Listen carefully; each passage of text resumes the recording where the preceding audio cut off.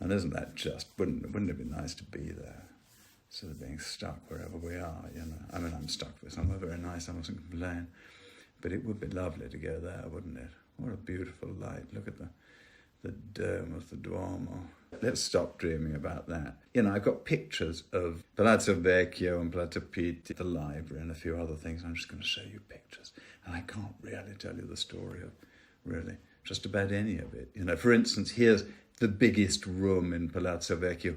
What's it even called? Is it the Sala del Cinquecento or something? And the ceiling, I think it's painted by Vasari. And it is rather fantastic, and it's enormous. I mean, probably they were, you know, local characters, these four guys leaning over the balustrade in the lower panel there. But isn't that fantastic? I love touches like that.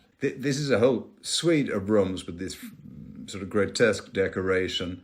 I think this might be the apartment of Leo X or something like that, who was the Medici Pope. Was he the first Medici Pope? But I'm so clueless. So let's just look at how pretty they are and how many balls there are, because of course there are just balls everywhere, because as I'm sure you know, the sign of the Medici was 6 balls, and so there are balls everywhere, and you can see guys in these grotesques playing with some red balls. You know, it started out, I think, more or less as their sort of, you know, the logo for the bank, and then turned into, you know, a family crest and the coat of arms and everything. But balls, balls, balls. Nothing but balls. Anyway, so here, maybe, is that Leo X? Maybe, in that little oval medallion. Who knows? But beautiful ceiling, beautiful walls. And I love all the details of these grotesques. If we didn't have the inset, annoying picture of your annoying and completely uninformed tour guide, then you'd be able to see the guy on the right as well as the one on the left. Another ceiling and more grotesques. But what's fantastic about Palazzo Vecchio is just the rather dilapidated state of the place. You know, the glaze completely worn off, because I think those are the original tiles. Is that Cosimo the Elder down there, bottom right? I think that's a copy of his portrait. And of course, that was another symbol of the Medici, was diamond rings. And what did that mean? Did that mean that they were absolutely invincible because a diamond will scratch them in? This floor, I think, is original too. You know, this is 1520 or something incredible, you know. 2 colours of terracotta. The combination of stucco and marble and then this grey stone and then painted stucco up above. Fantastic. And then this is a really wonderful staircase with these amazing paintings. I mean, these are just fantastic. And of course, they had different people, you know, there'd be a different guy painting each of the little scenes to the guy painting the grotesques. There was like a grotesque specialist. I think this one came from Faenza and just came here just to do this. And who painted the scenes? I should know, because it's bound to be a really important artist, but I'm too ignorant.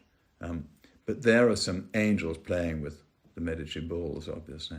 But isn't it fun, the way they've taken that sort of graphic design of the 6 balls and made it into this lifelike sort of mad scene with these angels playing with them.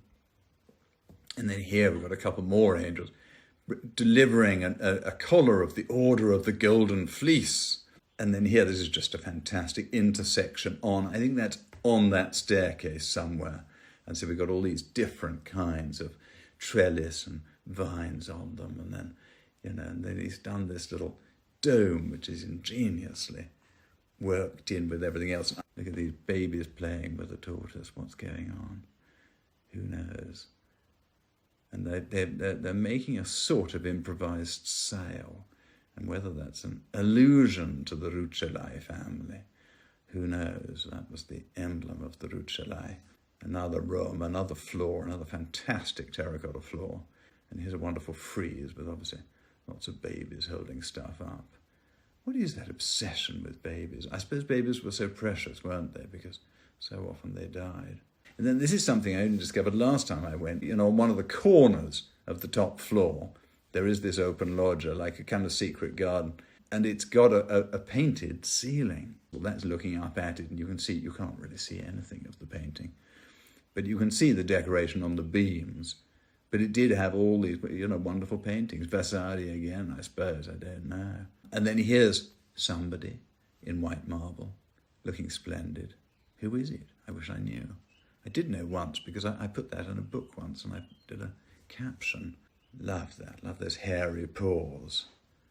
So there we are. That's 1556, that floor. And in incredible condition. Or has it been reproduced? Has it been replaced? I don't think so, because it's all so broken. Is this the green room of Eleonora of Toledo, I think? I think this was her sitting room and has these wonderful grotesques on the ceiling. And then off that is her incredible chapel, all painted by Bronzino. And that's really extraordinary and fantastic and wonderful. And then there's some story about the altarpiece isn't the one that was painted for the space, because I think when it was finished, I think maybe the Grand Duke sort of said, "Oh, well, actually, I'm going to give that to somebody." So Bronzino, you better paint another one. But I can't remember what the story was, but it is just the most incredible little tiny, fantastic space. And Bronzino's managed to pack more action into that tiny space. But we'll see another thing of hers in a moment. And look at all those figures just crowding in. What this room was, I can't remember. Was this her bedroom? On the frieze, sort of at the bottom of the picture, you can barely see, but there's her name. It says Leonora. In fact, it doesn't say Eleonora. It says Leonora, and Florentia for Florence, and Toledo as well. And so there are all these babies crawling around in these golden letters. I mean, it's just such a brilliant idea, I think. And there's the end of Florentia. Do you see? And they're climbing through the letters and swinging on them. I mean, it's just such fun. That says Leonora. I mean, you can barely see it, can't you? Oh, look, here she is by Bronzino. Except we can't see the boy. Oh, well, we can't see the boy. But they both died of malaria, apparently, her and the boy. Or at least I read that on Wikipedia. This is a little chapel of the Priors, painted by Ghirlandaio's son. But what I love is this panel with a sort of acrostic, and I can't remember what it says, but it's something sort of meditative. And the ceiling's rather great with a kind of gold mosaic ground. This is just a wonderful wood inlay door, intarsia door, with obviously a portrait of Dante. And I rather like that, with the real stone door case on the painted trompe-l'oeil architecture. In the courtyard, yes, this little room.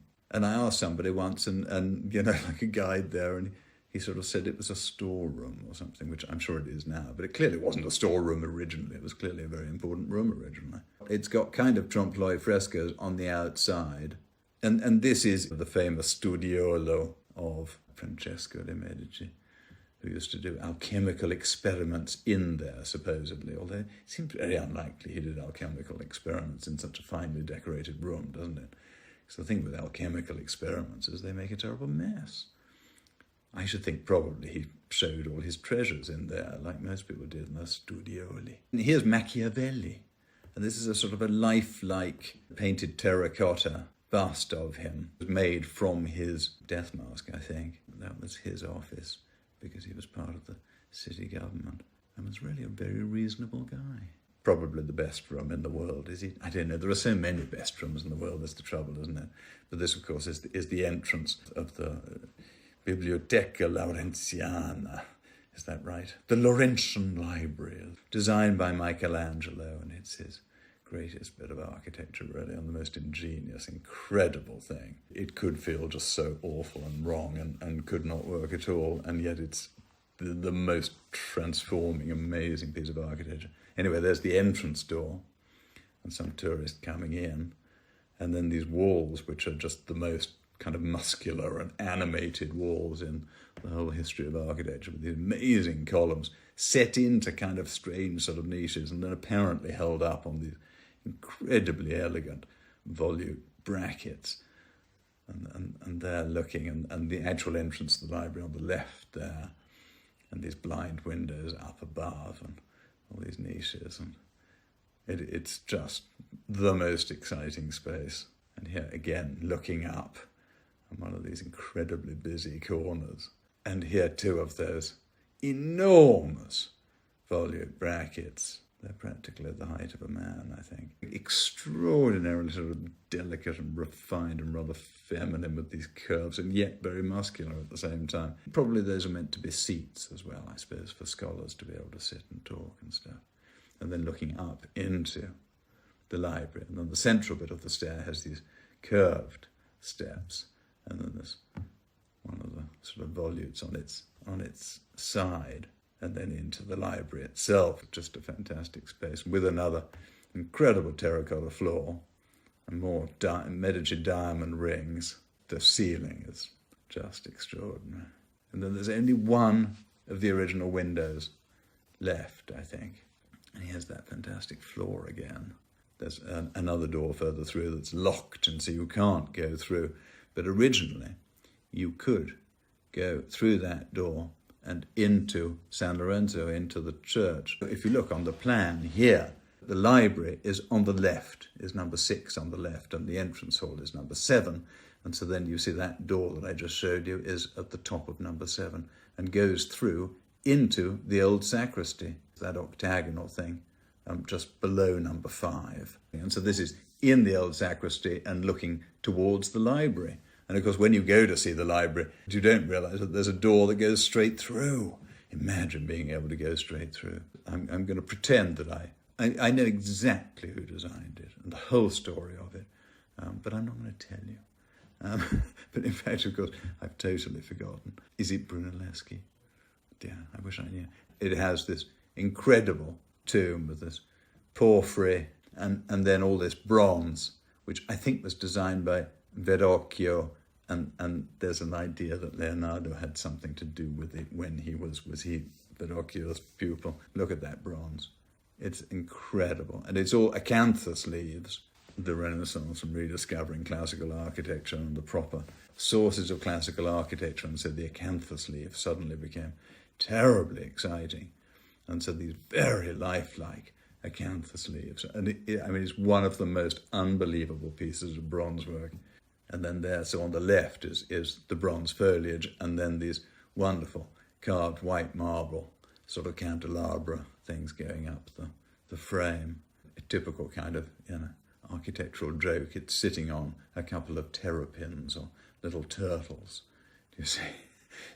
Probably they were the personal badge of, whichever Medici is in the tomb or commissioned it. But it's also just a lovely idea that you've got this massively heavy thing and this vastly heavy white marble base, and it's sitting on these poor little turtles, completely squashed by it. In the middle of the sacristy, there's this sort of table, which, it feels like an altar, but I suppose it's not an altar. I suppose it's a dressing table. What is it? But with this incredible porphyry disc set into it, and then these outer things that have obviously the Medici crest and the balls, and sitting on top of a sort of tomb sarcophagus, and so presumably it was added afterwards, and that was already, I don't know what the story was. It is so odd, but so beautiful. And then here one of the marquetry doors in there, and all the cupboards have these fantastic doors, and look at that brass ring handle, you see, it's of course a Medici diamond ring. And then I think this is next to the altar in the church proper. That brass grille looks through at the tomb of, I think this is the tomb of Cosimo the Elder, of the sort of the founder of the dynasty. The whole of the altar above is bearing down on this immense sarcophagus sort of pier down in the crypt. And it's an extraordinary thing architecturally, completely mad. But it's kind of, very, very symbolic, clearly. Anyway, we're now going to slip off to Palazzo Pitti,